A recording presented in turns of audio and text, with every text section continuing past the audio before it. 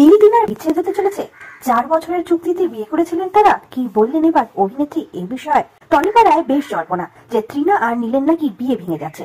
নতুন করে সেই খবর সোমবার থেকে আবারও মাথা চাড়া দিয়ে উঠেছে। জনপ্রিয় সংবাদ মাধ্যমের তরফ থেকে যোগাযোগ করা হয় অভিনেত্রীর সঙ্গে, জিজ্ঞেস করা হয় এই গুঞ্জন সম্পর্কে। পরশুরামে শুটিং এ ব্যস্ত ছিলেন অভিনেত্রী, সেখান থেকে তিনি জানিয়েছেন এরকম কিছুই হচ্ছে না, এবারও ভুয়ো খবর ছড়ানো হচ্ছে, পুরোটাই মিথ্যে। সোমবার সকাল থেকে হঠাৎই জানা যাচ্ছে নীল তৃণা নাকি 4 বছরের বিয়ের চুক্তিতে আবদ্ধ ছিলেন। সেই অনুযায়ী স্থির ছিল 4 বছর তারা একসঙ্গে থাকবেন, লৌকিকতা করবেন।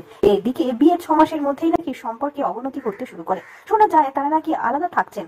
সেই সময় তৃণাও সংবাদ মাধ্যমে জানিয়েছিলেন তারা ভালো আছেন, সুখে সংসার করছেন, কোনো সমস্যা নেই তাদের মধ্যে। এরপরেই নীলের জন্মদিন ধুমধাম করে পালন করেছিলেন তৃণা। পুজোয় একসঙ্গে ছবি ভিডিও শেয়ার করেছিলেন। সেই সময় সেই গুঞ্জন চুপ হয়ে গিয়েছিল। তবে সোমবার থেকে নতুন করে মাথা চাড়া দিয়েছে গুঞ্জন, এবার নাকি তারা কিছুতেই এক হতে পারছেন না। অবশ্য এ বিষয়ে এখনো মুখ খোলেননি অভিনেতা নীল ভট্টাচার্য।